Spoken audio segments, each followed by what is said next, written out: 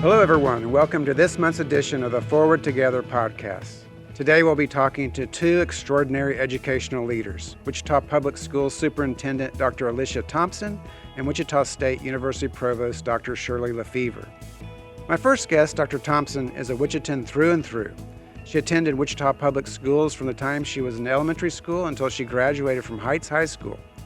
Her career as an educator and administrator for USD 259 spans almost 3 decades, and in 2017, she was selected as superintendent for Kansas's largest school district, serving more than 50,000 students. In one of our points of pride, she earned a doctorate in educational leadership from Wichita State in 2015. Well, good afternoon, Alicia. It's good to see you. Thank you so much for joining me today on the podcast here at Wichita State. Thank you for the invitation. Yeah, it's good to see you again. And I want to just talk a little bit about the relationship between Wichita State and the Wichita Public Schools. And that relationship goes back to the early days of our university and probably to the school district. Could you talk about some of the most impactful programs that we've done together and how do you think those have really helped student learning? Yeah. Well, we are so fortunate to have such a strong partnership with Wichita State University. I could just go on and on, but I'll highlight a few of them, some of the recent ones that we've had. The Molecular Diagnostic Laboratory, which is the PCR testing, I think that was a very huge, significant partnership. It was where we were able to have very quick, responsive testing results from COVID.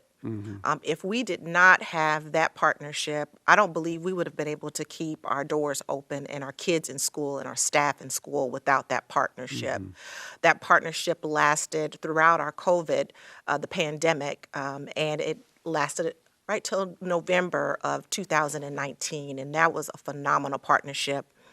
Some of the others that are really significant and had some good impact have been from the College of Applied Studies. I don't know if you know this or not, but we have a couple of quite a few actually, of your students who actually work for the Wichita Public Schools. One of them is starting in January, and they work in the cybersecurity, and they will be monitoring our networks on a regular basis, making sure that we are not being attacked. So that is really cool, and we're really excited about that partnership in that particular division of that college. And we're going to be, they'll start in January. We also have some of your folks from the IT world that are in our spaces.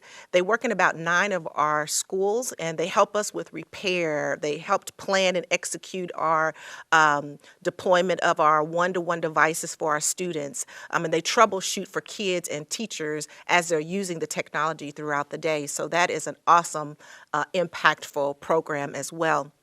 And one of the other ones that's really been kind of really long-standing is our relationship with research from the doctoral students in the College of Applied Studies.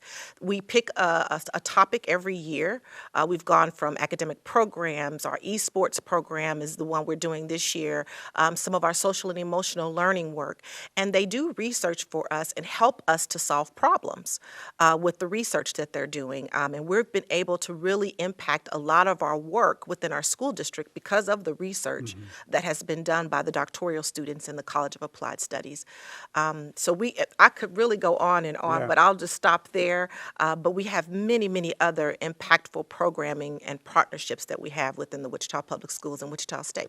Well, I'm glad you brought up the Molecular Diagnostic Laboratory and how we help this community and, of course, your school district stay safe and open as possible and healthy.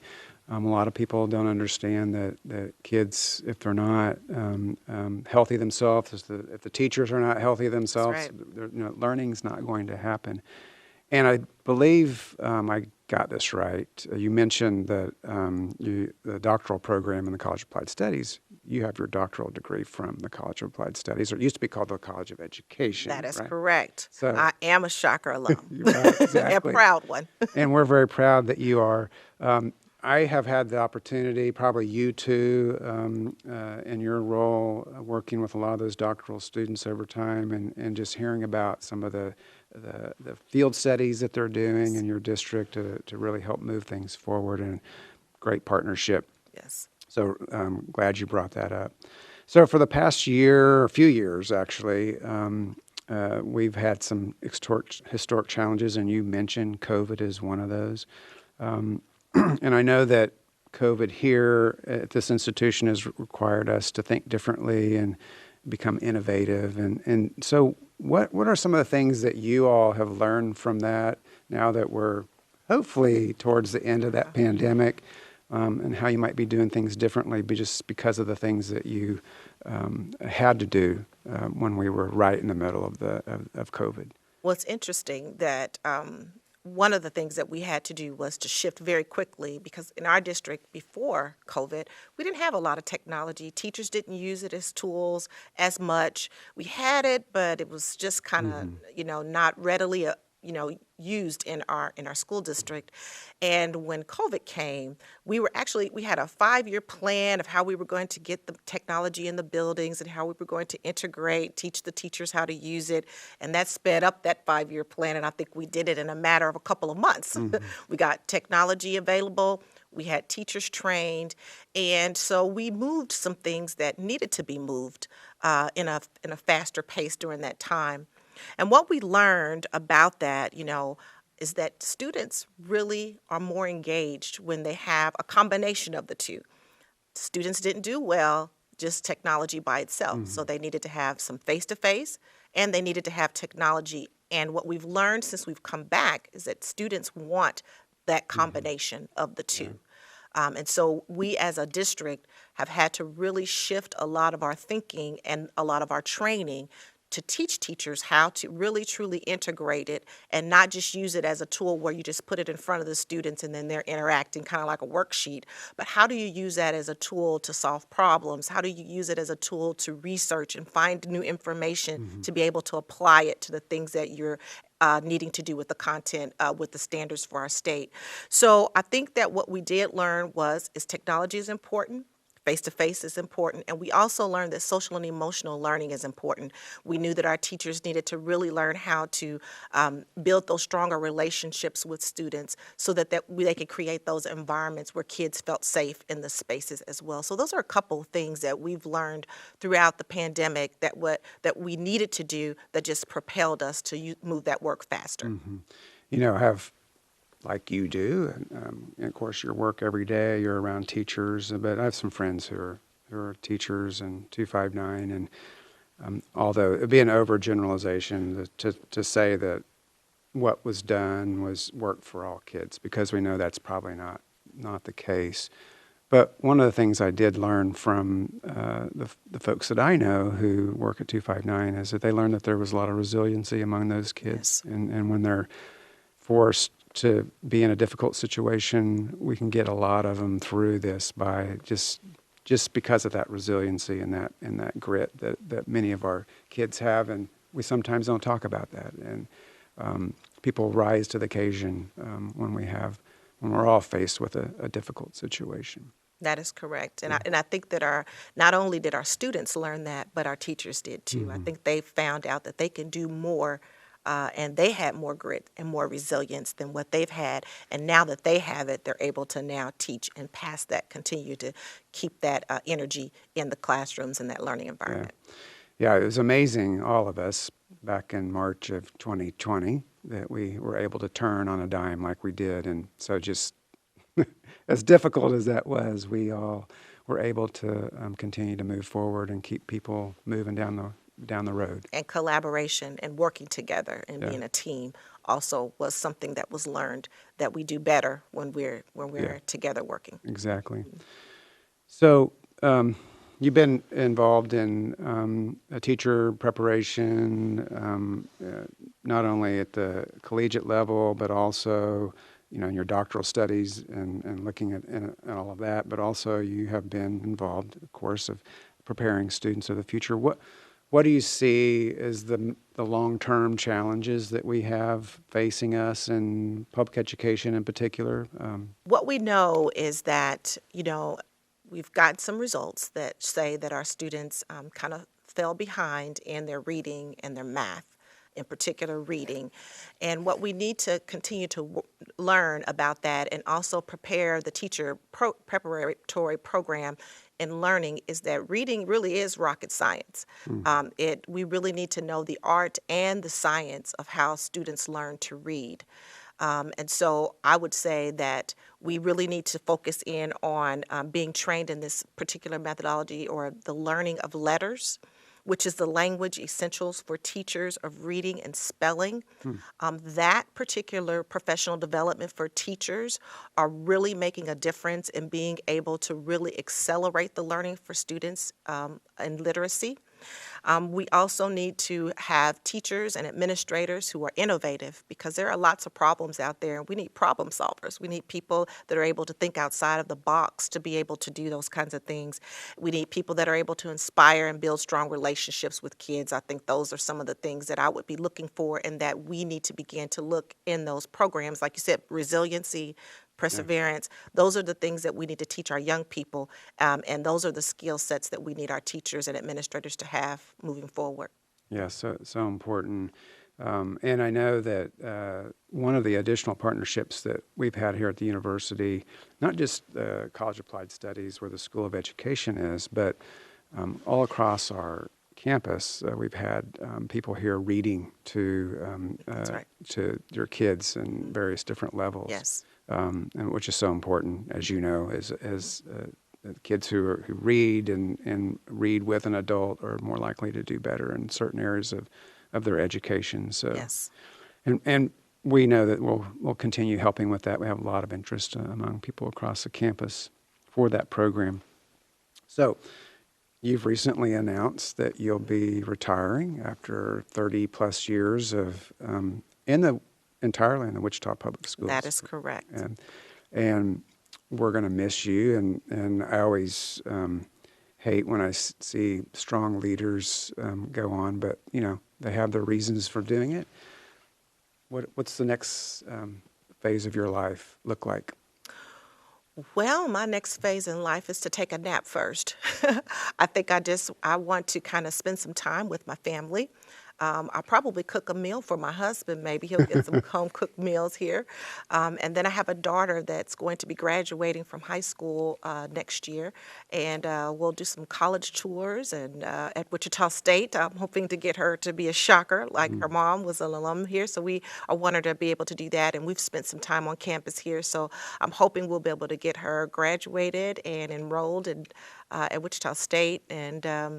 And then I'll take a deep breath and then determine what I do next. But whatever it is, it's going to definitely be in the realm of supporting students and kids, because that's where my passion will continue to be.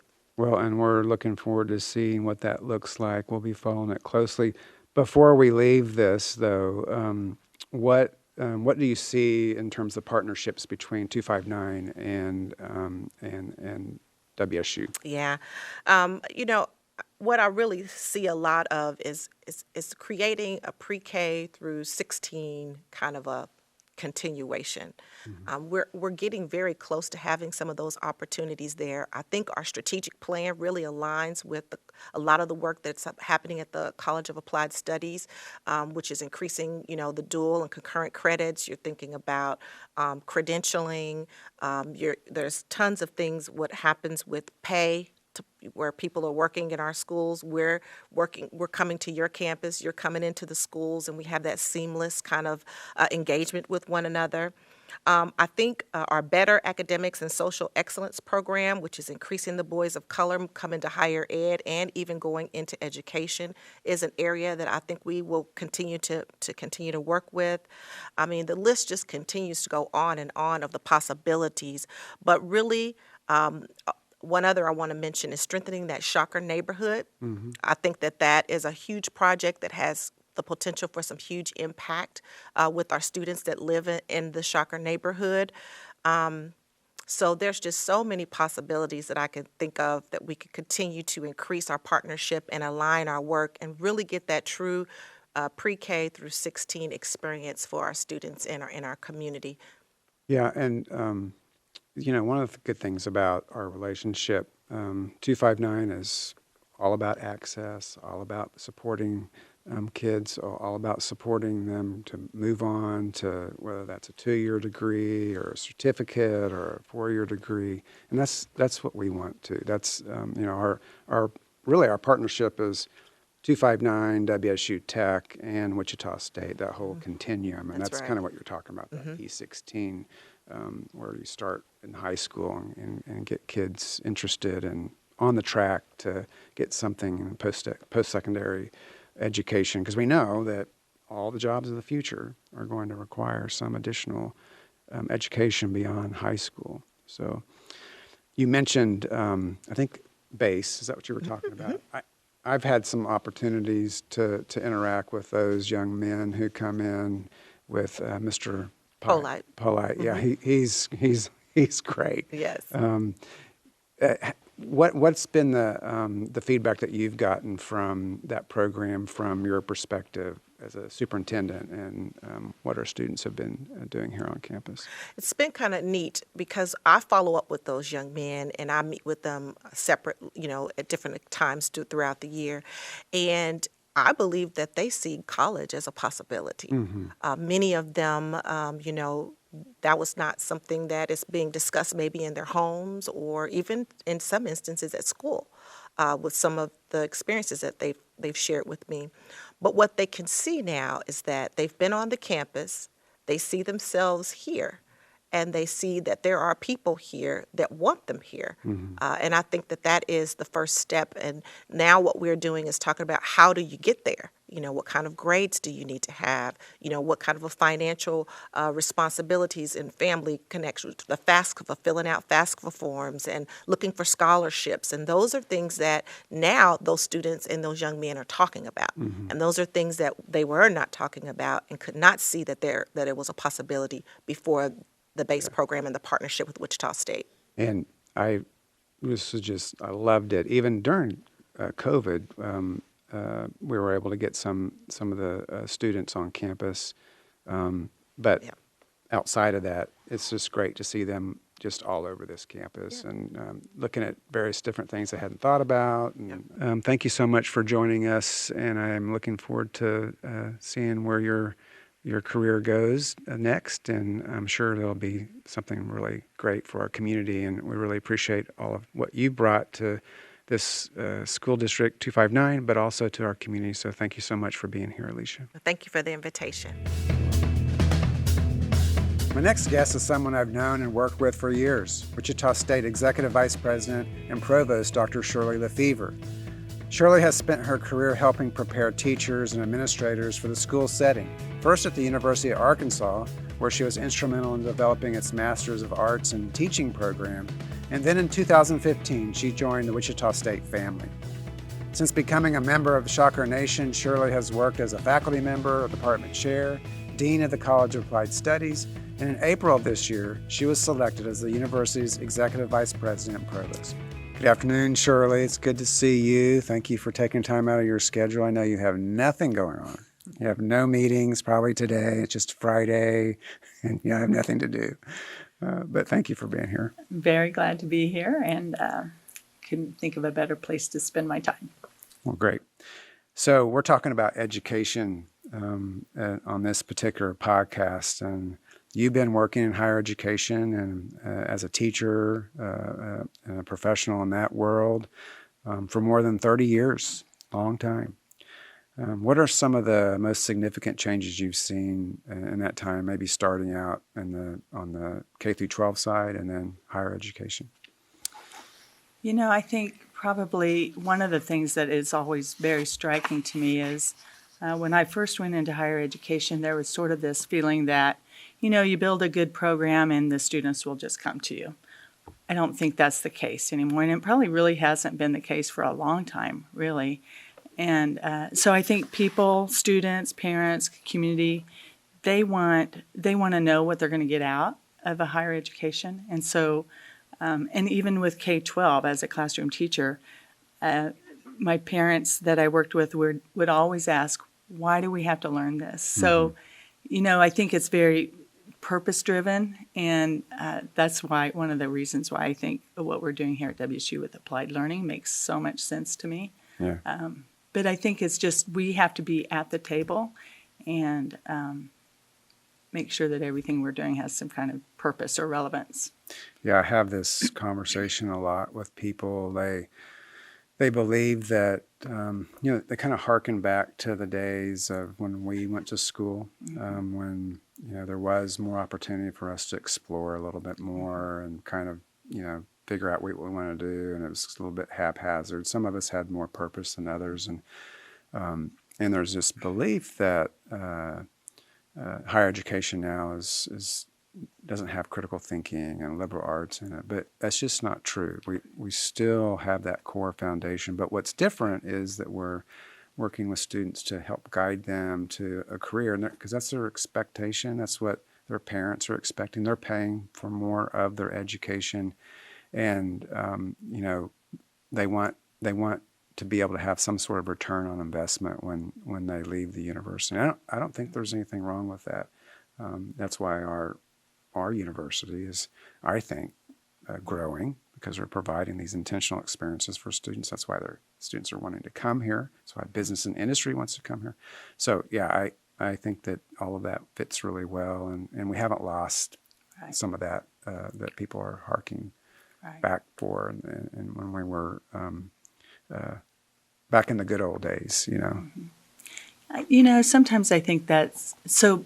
My memory of back in the good old days, there was a lot of rote memorization and really not that much about applied learning or application of what you were learning. And so when I first went to the University of Arkansas, one of the reasons I went there was because we were looking at, we need to redesign teacher preparation, just throw everything out and start from the very beginning.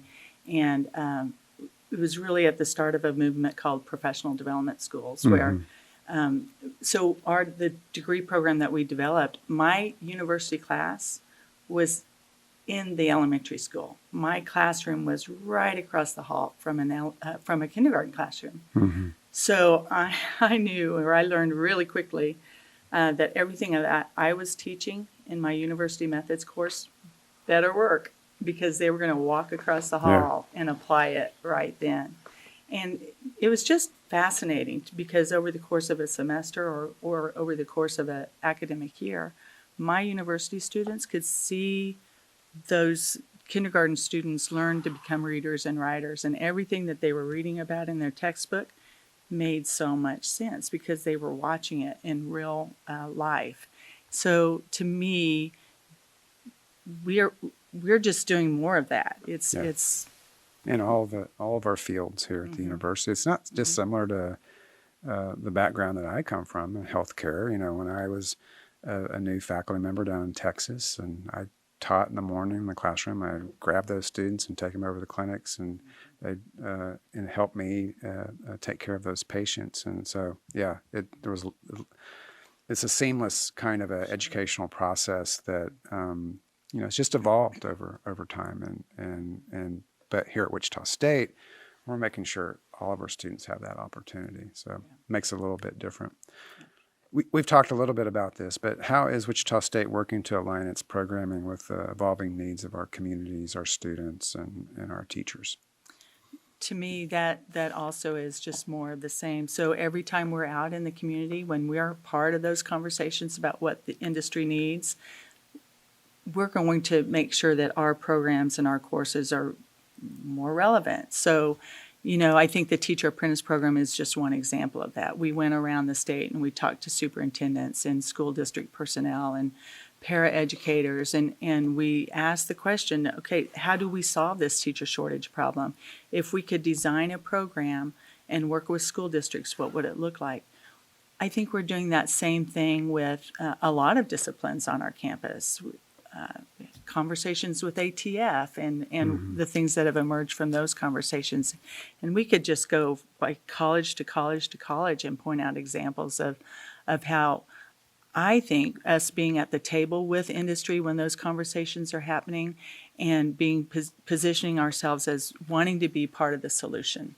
So, and I think the reason our programs some of our newer programs in particular are growing is because they've emerged from those conversations. Yeah. A lot of people think applied learning experiences are in engineering or healthcare or, some of the more technical fields. But the Teacher Apprentice Program is a really good example of how we went out, you and your colleagues went out and asked the school district superintendents and the leaders out there, what is it that you really need, and design that program. And now it's one of our largest programs at the university. Again, all of the students getting very much applied learning, experience-based learning out in their schools without having to leave. These are paraeducators. I should have mentioned that earlier. So great examples. So part of Wichita State's mission statement is to be an essential educational driver. From your perspective as a teacher, educator, and as a provost at the state's only urban public research university, what are some of the things that we're currently doing to support this mission as we move forward? I think when I listen to that phrase, the word that just jumps out is essential. And when we say essential, that means it's vital to somebody's livelihood. So it's vital to our community's livelihood to be connected to us, and it's vital to our livelihood as an institution of higher education to be connected to the people that we serve, the community that we serve. So, I think that by virtue of being in those spaces and really listening and being part of the solution and thinking forward to what are the emerging trends or what are the needs that will be coming from industry, and how do we position ourselves to respond to that.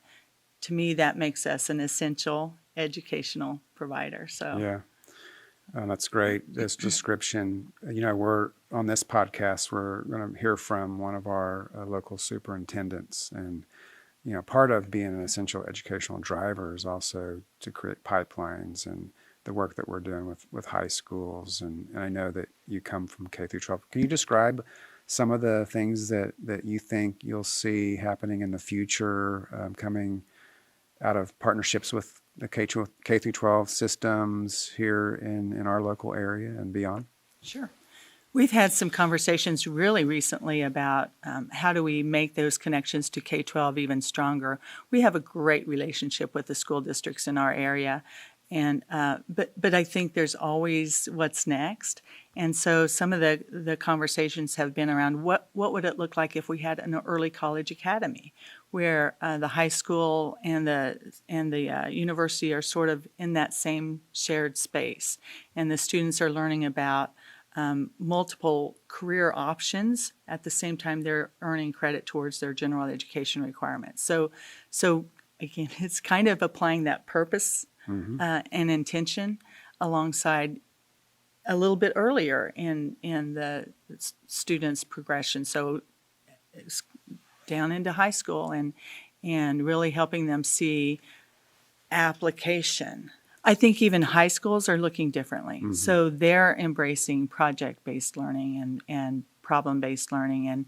And was just at a high school the other day where the students start with real-world problems, and then they bring in disciplines from whatever. It might be engineering, or it might be teacher preparation, and then those students just come together as a team and they try to figure out how to solve the problem. The example I'm thinking about in my head is a veterinarian brought a duck with a broken bill in and told the kids, this duck's bill needs to be fixed. And so they had to figure out they had to learn about the respiratory system of a duck.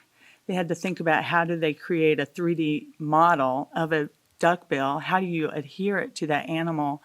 It wow. was powerful. Mm-hmm. And it just spanned a number of disciplines, and the deans were there at the time. And so we started asking, okay, so if that's what high school looks like, what does that mean for higher education? So, and great conversations. And I think some of that is staying with us as we design more courses. I think about the first year design experience in engineering is very much like that. So, just listening to you talk about this,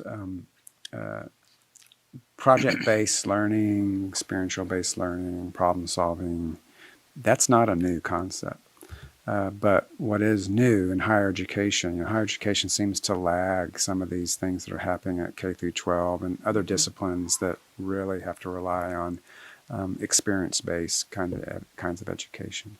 So I think it's great that Wichita State years ago, 7-8 years ago, took that leap to really make this part of everybody's curriculum, and it really, I believe, is making an impact. You've heard me say this, I'll say it for the listeners. Over 6,000 of our students are earning about $28 million working with industry partners, whoever hires our graduates, people on our campus, and we now have over 50 companies that are located on our campus, either headquartered or offices, and really, I think, making a difference in students and their learning. So, you've been on the job for, I think, close to 2 years, because just the listeners should understand that I appointed Shirley as interim provost when I became interim president back in the fall of 2020. So that was about 2 years ago. And then you became the permanent provost this last spring. So, knowing what provost is like, the role, because I was in that, tell us how things are going. What's your experiences? What are you working on? What's your focus? Things are going well. I'm really putting a lot of emphasis on, as you know, retention, because I think all of these things tie together. And I think that we've done a great job of building our enrollment numbers. And I think now we're at a point where we can really focus on what are the experiences, what are the opportunities that our students need so that they can continue to be successful here at WSU and stay and graduate. And so we're putting a lot of emphasis on that. Getting to know the offices across campus and the individuals within each of those offices, and really trying to think about how do we continue to leverage the work in each of those spaces, really elevate it so that we have bigger impact than we've had before. So it's been great getting to know more and more people and their specific roles, and kind of having that recharged conversation about our students and how do we just continue to make their learning experience better. Because I think every day you can always get better at something. So I think that's what the work is in front of us. Well, you're also blazing some trails here. The last time we had a female provost was in the early 90s, before I even came to Wichita State. And ever since then, or every other provost at the university has been a male. Not that there's a problem with that, but there are differences that you bring to this role. Your background and teacher preparation, I think, is important, obviously, for the reasons that we've talked about. So thank you for stepping up and putting yourself out there and putting your application in and interviewing for the job and being selected as the provost and executive vice president. People also need to understand that she's also the executive vice president, so that means that she has a lot of people reporting to her. So I'm enjoying the work. It's important work, and we have a great team. Well, great. It's good to talk to you, Shirley. Good to see you, and we'll be seeing you soon in other meetings. Sounds great. Thanks, Rick. And thank you to everyone listening. Join me next month when I chat with Dr. John Tomlin, Wichita State's Senior Vice President for Industry and Defense Programs, and one of the significant drivers in developing Wichita State's Innovation Campus.